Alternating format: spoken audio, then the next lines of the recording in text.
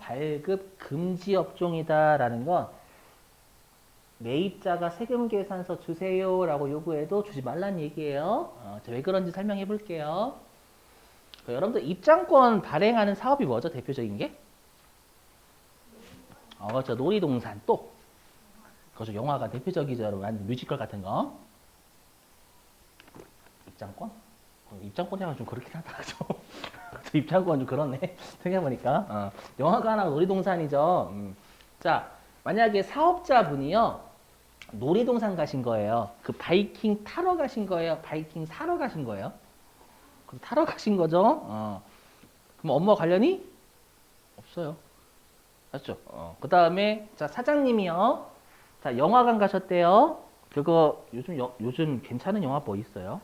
한신? 한신 맞나요? 한산이에요?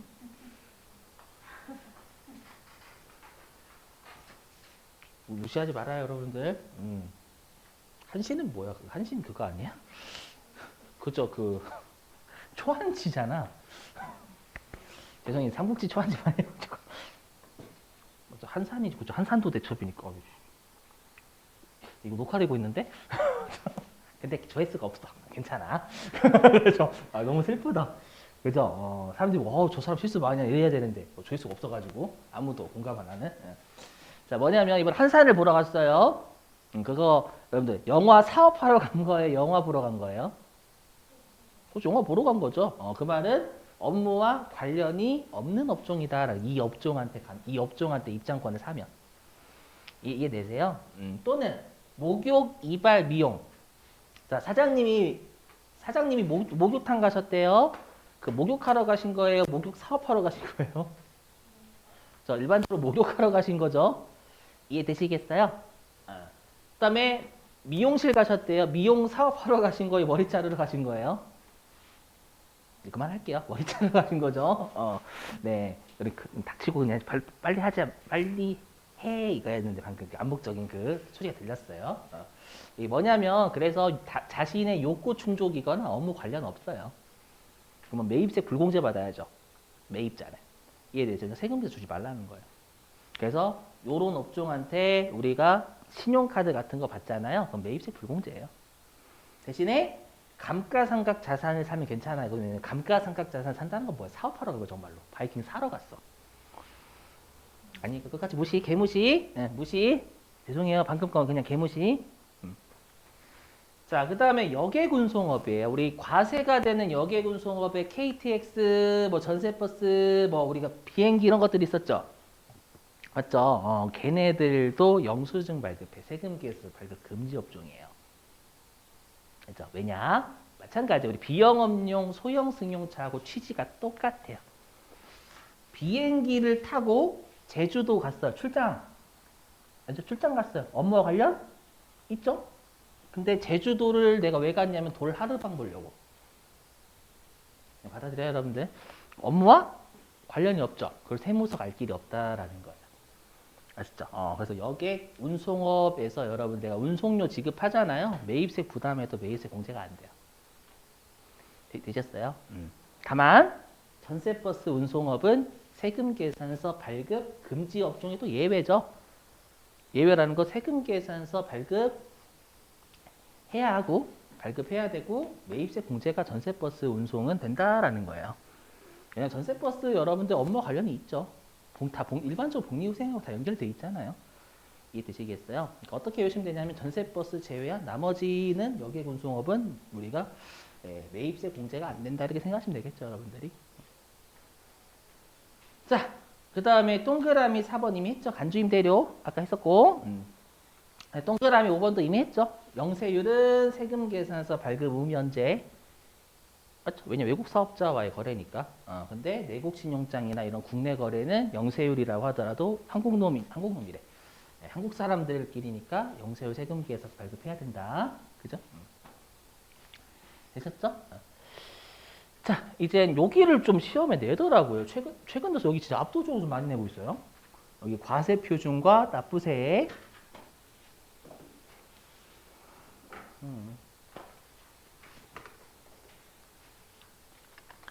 여기 내고 있습니다. 여러분 최근에 좀 몇 개 풀어볼 거예요. 은근히 많이 내더라고요, 여기를. 자, 해보면 자, 일단 과세표준은 공급가액이에요. 공급가액 아셨죠? 과세표준은 해당 기간의 공급가액 합계고 그냥 과세표준은 얼마인가 하고 공급가액 얘기하는 거예요. 자, 내가 금전으로 대가를 받았대요. 그럼 그 돈이 명확하죠? 그래서 그 금전가액이다라는 건 돈 받은 거 얘기하는 거예요.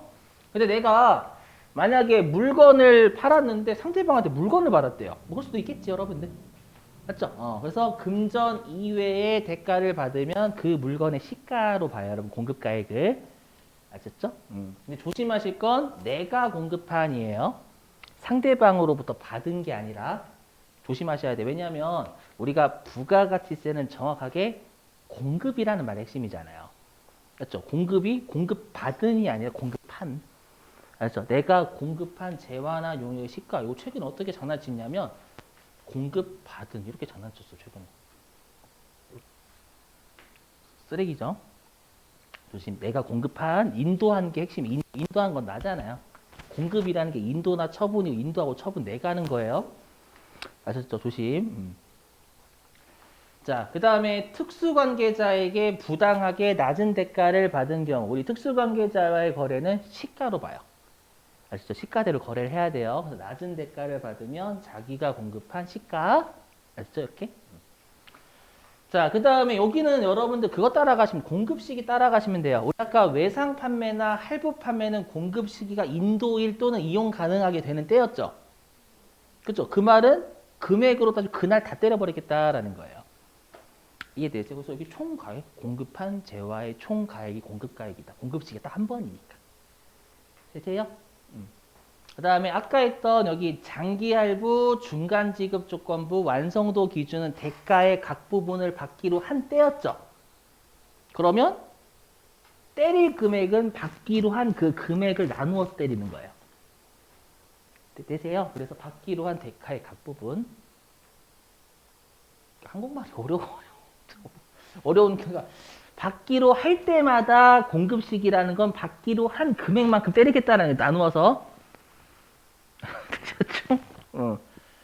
자, 그 다음에 재화나 용역 시작 아까 그거였죠. 원칙은 선적일이 공급시기. 선적일 이전에 원화로 환전하면 그 환전일 똑같이 가.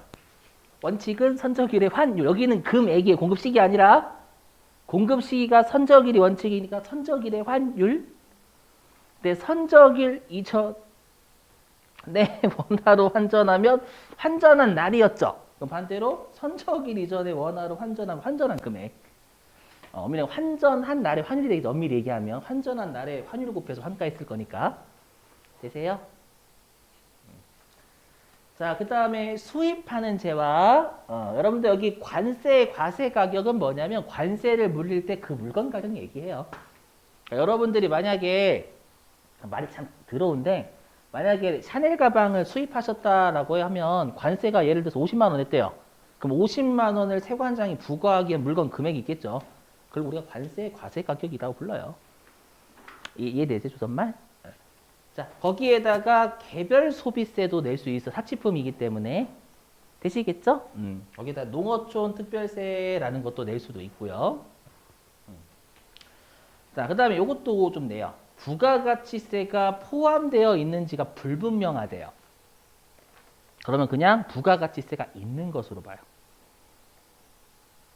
있는 것으로 보니까 우리 지금 공급 가액해요. 부가가치세가 있는 걸로 보니까 110분의 10 곱하면 공급가액이 나오거든요. 되실까요?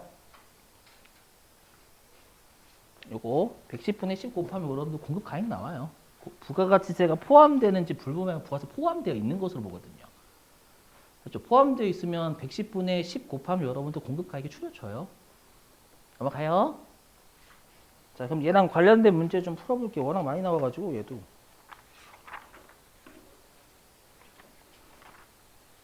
어우, 좀 많이 남았어요, 여러분들. 그 중에 하나만 풀어볼게요.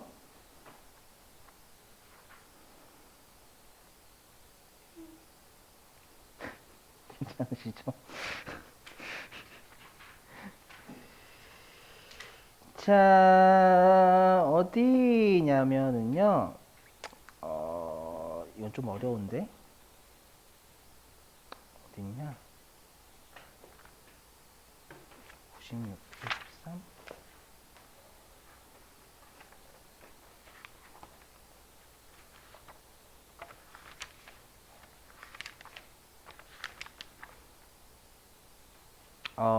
잠깐만요. 384?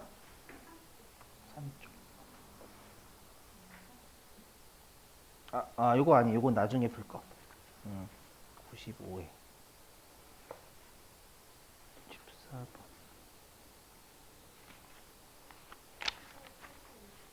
376쪽?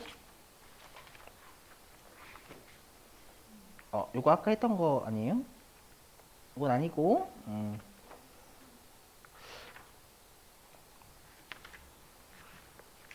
94회 13번. 아니구나, 여러분들. 죄송해요.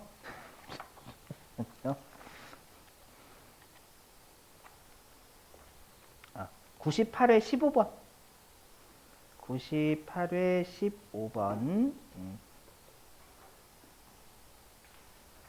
어디 있냐면 320페이지.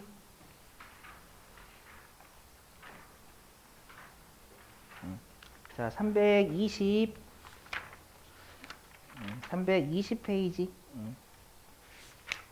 미드세 최근에 좀 많이 냈어요. 320페이지. 자, 15번. 자, 볼게요. 15번. 자, 다음은 주식회사 한국의 과세 자료이다. 부가가치세 과세 표준은 얼마인가? 그러니까 공급가액 얼마냐 물어보는 거예요. 단 거래 금액에는 부가가치세가 포함되어 있지 않다. 우리가 공급가액 자체가 부가가치세가 제외된 금액이잖아요. 자, 첫 번째 점.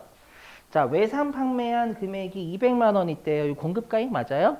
들어가야 돼요? 맞죠? 외상으로 팔았으니까 재활 인도한 거잖아요. 그 다음에 두 번째 점. 자, 대표이사 개인 목적으로 사용한 제품. 원가는 8만 원, 시가는 12만 원. 이거 뭐예요? 뭘까요? 이거 간주 공급이에요, 간주 공급. 응? 여기 뭐가 빠져있냐? 대표이사가 당초에 우리 회사가 매입했을 때 원가가 8만 원이니까 8천 원만큼 매입세 공제 받았겠죠? 응? 그죠? 8천 원만큼 매입세 공제 받았는데 그걸 대표이사가 자기 집 청소하는 데 쓴 거예요. 예를 들면. 되세요? 그러면 시가인 12만 원에 처분한 것으로 봐서 시가의 10%만큼 토해내게 하잖아요, 여러분들. 이거예요, 간주 공급. 여기서 또 나왔죠? 근데 지금 공급가액이잖아. 얼마로 봐요, 그러면? 시가로 보겠죠, 12만 원. 공급가액을 12만 원으로 보지, 처분한 금액을. 되세요? 간주 공급이 공급했다라고 의지하는 거니까 공급가액이 들어가야 돼요. 오케이? 그래서 12만 원이 들어가야 돼. 여기 두 번째 점은요. 그다음에 세 번째 점. 비영업용 소형 승용차 매각 대금. 무지하게 헷갈리죠. 왜냐면 이 생각까지도. 왜냐하면 비영업용 소형 승용차를 매입했을 때 매입세 불공제가 되잖아요. 그럼 처분하면 매입세 불공제니까 처분하고 과세하지 않겠지. 이렇게 생각하시더라고, 은근히. 아시죠? 우리 부가가치세법 어떻게 돼 있냐면 재화나 용역을 공급하면 당초에 매입세 공제 여부 안 따져요. 아시죠? 그래서 얘는 10만 원 들어와야 돼요. 조심. 아시죠? 그 다음에 네 번째 점. 화재로 인하여 소실된 제품 안 되겠죠, 여러분들. 요거는. 맞죠? 화재는 여러분 인도하고 처분이 없잖아요. 오케이? 그래서 200하고 12만 원, 10만 원에서 답이 3번이에요. 꽤 어렵죠, 난이도. 자, 그 다음에 여기는 여러분들 좀 잘 보셔야 돼요. 좀 이따 보시면 아시겠지만 뒷다 많이 냈어요. 그래서 제가 실수했어요. 여기가 많이 냈어요. 여기가. 알죠? 여기가. 자, 이게 좀 어려워요. 자, 일단 여기를 조심하셔야 될 게 뭐냐면 소득세는 여러분들 소득과 관련된 세금이지만 여기 부가가치세는 인도, 우리가 공급이 핵심, 공급. 처분하거나 인도를 해야 돼요. 여러분들 뭔 개소리야? 이렇게 생각하실 수도 있어요. 자, 보시죠. 자, 여기 갑이요. A한테 재화를 인도했대요. 오케이? 인도하고 대가를 10,000원 받았어요. 그러면 일단 갑의 공급가액은 10,000원은 당연하죠. 맞죠? 근데 지금 제목이 뭐냐면 공급가액에 포함, 더한다는 뜻이고 공제는 뺀다라는 얘기죠. 그래서 요 갑이요. A한테 뭔가를 또 2,000원을 받은 거예요. 알죠? 그러면 시험에 이렇게 나오는 거예요. 갑의 공급가액에 이 2,000원을 포함한다라고 나오면 예, 갑의 공급가액은 12,000원으로 보겠다는 얘기예요. 이해되세요? 근데 만약에 갑의 공급가액에 포함하지 않는다라는 건 2,000원을 안 더하는 거리가 10,000원으로 보겠다라는 거예요. 되셨나요? 요거 포함. 10,000원은 당연히 들어오는 거고 2,000원 나중에 또 사후적으로 받은 걸 얘를 더할 거냐 안 더할 거냐 그거 얘기하는 거예요. 됐죠? 자, 보시죠. 자, 그럼 언제 포함을 하냐면 우리가 요게 핵심이에요. 여기 맨 위에 거. 내가 그 물건을 판매할 때 이 금액이 물건의 가격을 구성하고 있으면 더해요. 사례 들어볼게요. 사례. 어려워 여기. 보시면 할부이자 해볼게요. 여기. 자, 제가 이제 옷을 판매해요. 여러분들이 옷을 사시는 분이에요. 자, 제가 옷을요 10,000원에 팔아요. 그럼 당연히 저의 공급가액은 10,000원이죠. 그죠? 근데 어떻게 팔았냐면 여러분들이 옷 10,000원짜리 들고 오셨어. 그래서 제가 그거 10,000원입니다 손님 이랬는데 여러분 저 돈이 없으니까 할부로 하면 안 될까요? 그렇게 하신 거예요. 그럼 저는 10,000원에 팔아요? 아니죠. 할부로 여러분들 팔면 더 비싸게 팔아야지. 할부 이자까지 해서. 되세요? 그래서 할부로 12,000원에 팔았어요. 그러면 여기가 옷 가격 10,000원에 할부 이자 2,000원이 포함되어 있는 거죠. 그렇잖아요. 맞죠? 할부로 판다는 거 이자까지 포함해서 팔아버리는 거잖아요, 여러분들. 오케이? 그럼 여기 보이세요, 여기? 여기. 인도 당시 옷을 인도할 때 할부 이자가 판매 가격을 구성하고 있죠. 되셔요? 그러면 이때는 공급가액을 12,000원으로 본다라는 거예요. 여기까지 상식. 자, 근데 반대. 뭐냐면, 자, 외상으로 이때 옷을 제가 10,000원에 팔았어요. 그러면 이때는 10,000원이 공급가액이 되겠죠. 자, 외상으로 팔았는데 여러분들이 돈을 안 갚으시는 거예요. 돈을 안 갚으셔가지고, 돈을 안 갚으셔가지고요. 제가 계속 기다리다가 여러분들이 나중에 저희 매장을 방문하셔가지고 제가 혹시 외상가 언제 주세요? 라고 했더니 여러분들 죄송해요. 제가 지금 생각났네. 이렇게 된 거예요. 그럼 그때는 우리 연체이자 줘야죠. 연체이자. 이해되세요? 연체이자. 그래서 제가 연체이자를 2,000원 받았어요. 되셨죠? 그러면 요 연체이자 2,000원을 더할 거냐 안 더할 거냐예요. 자, 일단 외상으로 판매할 당시에 공급가격이 10,000원 맞죠? 근데 연체이자 보세요. 자, 제가 옷을 여러분들한테 팔 당시에 연체이자가 판매 가격 구성해요? 이 말은 뭐냐면 제가 딱 여러분들 외상으로 팔 때 얼굴 상이 연체할 상인데 해서 12,000원 이렇게 팔아야 물건을 판매할 당시에 연체이자가 옷가격 구성하고 있는 거예요. 이해되세요? 인도할 당시에 물건 가격 구성하고 있죠. 연체이자는 할부이자는 구성하고 있지만 되셨어요? 그래서 뭐라고 하냐면 연체이자는 공급가액에 포함하지 않는다라고 해요. 그러니까 여러분들 이게 왜 헷갈리냐면 소득으로 보면 연체이자든 할부이자든 다 받았으니까 내 소득이 늘어난 거잖아요. 맞죠? 근데 부가가치세는 절대 소득에 대한 세금이 아니에요. 아주 공급과 관련돼 있어야 돼요. 아셨죠? 연체이자는 공급하면서 받는 거 아니잖아요. 조심하셔야 돼요. 아셨죠? 이거 무지하게 헷갈려, 여기. 많이 헷갈려요, 여러분, 실제로. 문제로 내면. 자, 넘어갈게요. 자, 그 다음 또. 자, 운송비 사례요. 자, 여러분들이 그 쇼핑몰 같은 데서 물건 사시면 일반적으로 택배는 우리가 선불이죠, 선불. 가끔씩 착불도 있어요. 도착하면 택배 회사, 택배 아저씨한테 주는 거. 맞죠? 그래서 A는 착불, B는 선불 그 뜻이에요. 자, 그럼 A. 자, 여러분들이 온라인 쇼핑몰에서 10,000원을 결제를 해요. 했죠? 10,000원을 결제를 하는데 그 온라인 쇼핑몰 사업자가 운송비는 별도로 주래요. 택배회사한테.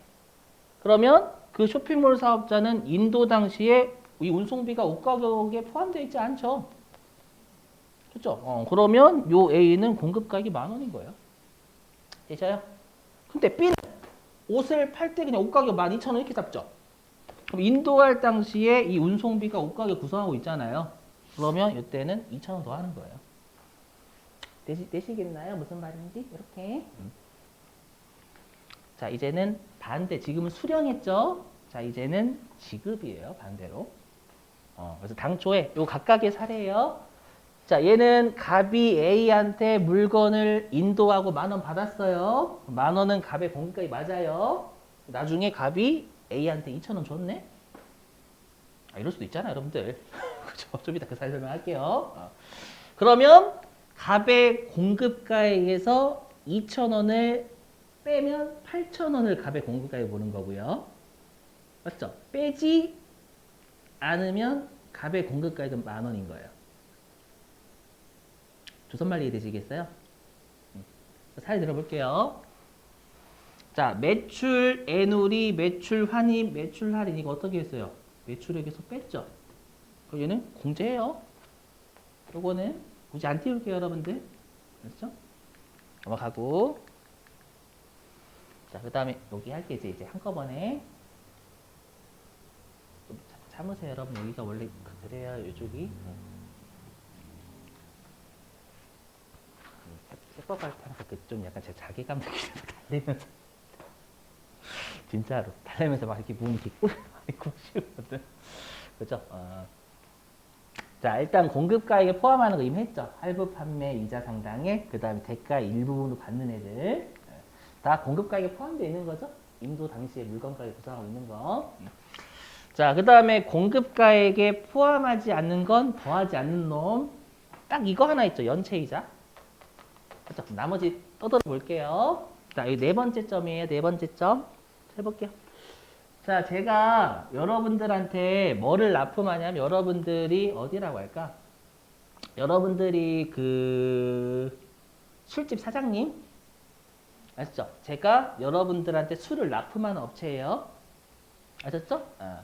자, 근데 이제 여러분들이 저한테 뭐라고 하시냐면 이번에 그 병맥주 좀 납품 좀 해주세요라고 한 거예요. 근데 여러분 제가 병맥주만 들고 납품해요? 맞죠? 병맥주 깨질 수 있잖아요. 그래서 맥주 박스에 담아서 드려야죠. 그래서 병맥주가 10,000원이고 맥주 박스가 2,000원이라고 가정해 볼게요. 아시죠? 근데 반환 조건이래요. 반환 조건이 뭐예요? 맥주 박스랑 맥주랑 같이 받으시지만 맥주 박스를 반납하는 조건이라는 얘기잖아요. 이해되셨어요? 그럼 제가 12,000원을 받았지만 2,000원은 나중에 돌려드려야죠. 맥주 박스 반납 받으면. 이해되세요? 그래서 반환 조건에 물건의 지금 용기 대금이죠, 여러분들. 2,000원 공급가격이 당연히 안 들어가야죠. 부채니까. 이해되세요? 오케이? 근데 이게 반환 조건이 아니라 미반환 조건이에요. 미반환 조건이면 여러분들이 맥주 박스까지 필요하신 거죠? 맞죠? 그러면 저는 그냥 12,000원 다 먹는 거잖아요. 그렇죠? 그럼 그때는 공급가격 포함해야 돼요. 미반환 조건이면. 조선말 이해되시겠어요? 이거. 네, 두 번째 점. 뭐냐면 정부한테 보조금 받는데요. 그럼 우리가 소득으로 따지면 정부한테 보조금 받으면 소득 다 느는 거죠. 여기 소득에 대한 세금이 아니에요. 뭐냐면 정부 보조금을 그냥 받았어요.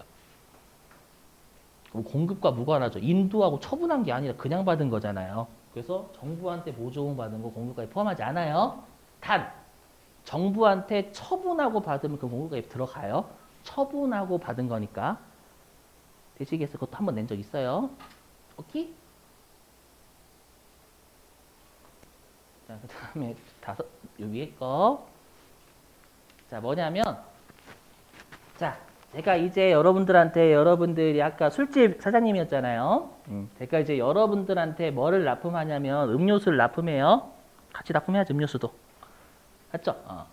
자, 제가 음료수를 납품을 하는데 음료수를 납품하다가 예, 우리가 사고가 나가지고 음료수가 다 엎질러진 거예요.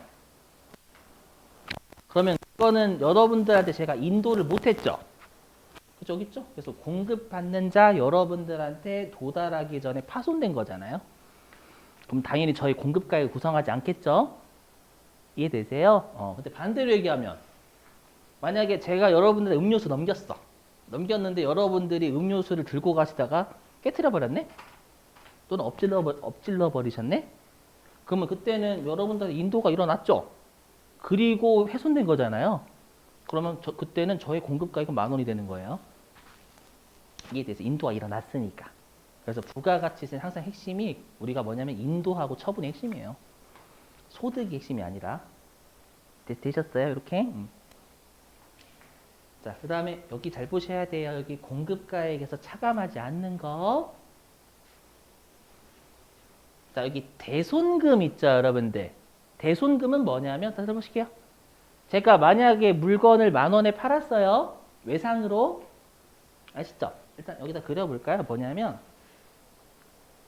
자, 제가 여러분들한테 물건을 외상으로 요날, 오늘이 8월 25일이죠. 8월 25일 날 외상으로 10,000원에 팔았어요.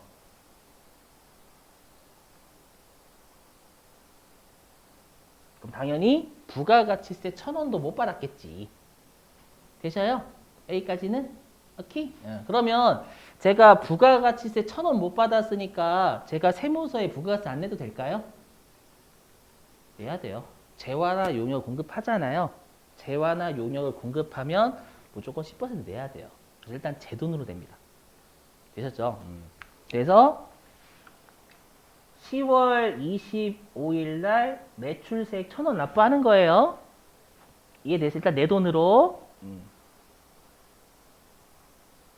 1,000원 납부하고 이제 여러분들한테 11,000원 받으면 제가 다 먹으면 되는 거예요. 되세요? 근데 갑자기 11월 25일 날 대손이 됐네? 그러니까 여러분이 띄어 먹었다라는 거, 띄어 먹은 거죠, 여러분들이. 그럼 제 입장에서는 요 1,000원 납부한 게 잘 된 거예요, 잘못된 거예요? 잘못된 거죠. 그럼 어떻게 해주냐면 이 1,000원을 원래 돌려줘야 되잖아요. 맞죠? 이제 돌려주는 걸로 운영하는 게 아니라 나중에 내 세금에서 까줘요. 이해되세요? 그래서 어디서 까주냐면 나중에 낼 세금 확정신고가 1월 25일이죠. 다음 연도. 요때 매출세액에서 1,000원을 이거 뭐야? 네, 1,000원을 차감해줘요. 그럼 여러분들 선생님 빼잖아요. 빼네. 그죠? 죄송해요. 방금 도울 선생님이었죠? 여기 있잖아요. 공급가액. 지금 우리는 세액에서 빼잖아요. 저기요. 금액에서 안 뺀다고요? 왜냐하면 공급가액에서 빼면 수정세금 계산서 발급을 해야 돼요. 아주 금액이 변동돼요. 그런 불편한 사항을 방지하기 위해 세액에서 까버리는 거예요. 외우실게 금액에서 안 까요. 아셨죠? 나중에 그 세무 이급 때 대손세 공제를 배우시면 이해가 되실 거예요. 분명히. 아셨죠? 자, 여기 보실게요. 자, 이거. 자, 여기 보시면. 여기 보세요. 여기 보이세요? 대손세 가감? 뭔지 몰라도. 보시면 여기 금액이 막혀져 있어요. 이거 막혀져 있는 거거든요. 막혀져 있어요. 세액만 이렇게 활성화되어 있어요. 알죠? 그래서 금액에서는 수정을 못 해요. 대손이 되면. 알죠? 그러면 수정세금 계산서 발급을 해줘야 되거든요. 알죠? 그것 때문에 금액에서 안 빼요. 알죠? 지금 우리 금액에서 뺄까 안 빼냐 보는 거지 세액에서 빼냐 안 빼냐 그걸 보는 게 아니에요. 지금. 아셨죠? 자, 그 다음에 두 번째 점도 시험에 꽤 냅니다. 판매장려금 지급. 자, 여러분 판매장려금이 뭐냐면 여러분들이 백화점 VIP예요. 그러면 판매장려금이라고 해가지고 백화점에서 앞으로도 우리 VIP 고객분들한테 잘 부탁드리는데 돈 주는 거 있죠. 그게 판매장려금이에요. 되세요? 그러면 판매 장려금을 왜 안 빼냐라는 거예요. 왜냐하면 백화점 입장에서 돈 나왔거든요. 맞죠? 근데 아까 제가 뭐라고 이제 보시면 자, 아까 제가 인도 당시에 판매 가격을 구성하고 있으면 더한다라고 했죠. 그럼 반대로 얘기하면 언제 빼냐면 인도할 당시에 내가 인도할 당시에 주면은 빼요. 인도할 당시에 받은 거면 더한다면서요. 그럼 반대로 얘기하면 물건을 인도하면서 대가를 주면 빼는 거예요. 되세요? 여러분들 판매 장려금을 그러면 여러분들이 물건 사실 때 판매 장려금 같이 줘요? 그러지 않아요. 물건을 사실 때는 과거고 나중에 주는 거잖아요. 정산해가지고. 무슨 말인지 이해되세요? 그래서 인도 당시에 주는 게 아니에요. 인도하고 나서 나중에 줘요. 연체이자는 똑같지. 연체이자도 일단 인도하고 나중에 받잖아. 연체이자도. 맞죠? 그거랑 똑같이 우리가 판매 장려금 지급도 인도하고 나중에 지급한단 말이에요. 되실까요? 그래서 판매 장려금의 지급을 안 빼는 거예요. 조심. 자, 그럼 얘랑 관련된 문제 좀 풀어볼게요. 좀 어려워요, 문제가. 자, 어디로 가주시냐면 304페이지. 304페이지.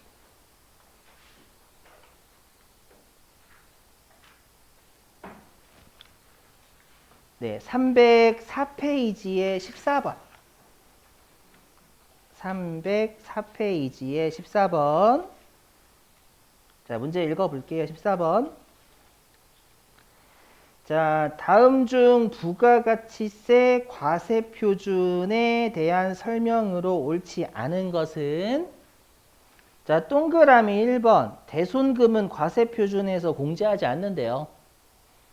여기 보이시죠? 대손금 공급가액에서 공제하지 않는다. 1번 맞아요. 네, 동그라미 2번. 자, 공급에 대한 대가의 지급이 지체되었음을 이유로 받는 연체이자는 공급가액에 포함한다. 틀렸죠? 여기 공급가액에 포함하지 않는 놈 연체이자. 되실까요? 어려워요. 난이도 꽤. 동그라미 3번. 금전 이외의 대가를 받으면 자기가 공급한 재화 또는 용역의 시가를 과세 표준한다. 맞는 표현이죠. 아까 했던 거. 네, 동그라미 4번. 자, 외화로 대가를 받은 후 공급 시기가 되기 전, 이게 선적일이죠. 외화 쪽은. 네, 환가한 경우에는 환가한 금액을 과세 표준한다. 맞는 표현이죠, 여러분들. 네. 자, 그 다음에 327. 자, 327페이지. 네, 14번. 자, 327페이지에 14번입니다. 자, 읽어보죠. 자, 다음 자료에서 부가가치세법상 일반 과세자의 부가가치세 과세표준은 얼마인가? 단, 다음에는 부가가치세 과세표준, 금액에는 부가가치세액이 포함되어 있지 않다. 자, 첫 번째 점, 매출액. 매출액은 우리가 공급가액에 들어가죠, 당연히. 상식. 자, 그 다음에 매출 환입액. 공급가액에서 어떻게 해요, 매출 환입? 예? 빼야죠. 아까 매출 환입 같은 거 공급가액에서 차감한다라고 했었잖아요, 여러분들. 그쵸? 그럼 여기까지 하면 공급가액은 450만 원이 되는 거예요. 네. 자, 그 다음에 왼쪽에 두 번째 점. 총 매입액이 300만 원. 어떻게 해요? 공급가액에서.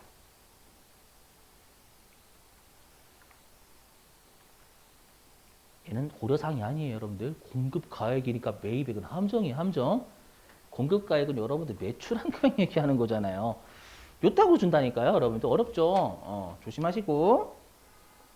자, 그 다음에 오른쪽. 자, 금전 지급 판매 장려금.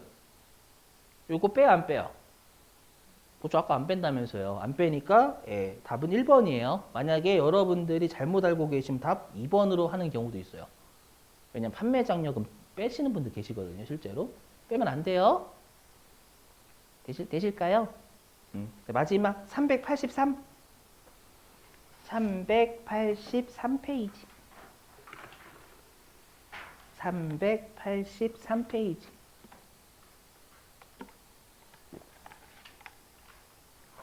383페이지 13번. 자, 보죠. 자, 다음 부가가치세의 과세표준 공급가액에 대한 설명 중 가장 거리가 먼 것을 보시면 아시겠지만 과표 무작위네요, 여러분 시험에서. 동그라미 1번. 자, 재화의 수입에 대한 과표에는 그 재화에 대한 관세 들어온대요. 맞아요? 아까 들어왔었죠? 관세, 과세 가격 더하기 관세에다 뭐 개별 소비세 이렇게. 네, 동그라미 2번. 재화를 공급받는 자에게 지급하는 장려금이나 대손금은 과세 표준에서 뺀대요. 이게 틀렸죠, 여러분들? 안 뺀다라고 했었죠, 방금. 네, 동그라미 3번. 용역의 공급에 대해서 부당하게 낮은, 여기 보이시죠? 부당하게 낮은 대가를 받으면 자기가 공급한 용역의 시가를 공급가액으로 한다. 맞는 표현. 부당하게니까. 네, 동그라미 4번. 금전 이외의 대가를 받으면 자기가 공급한 재화 또는 용역의 시가를 과표로 한다. 맞는 표현이죠? 되셔요?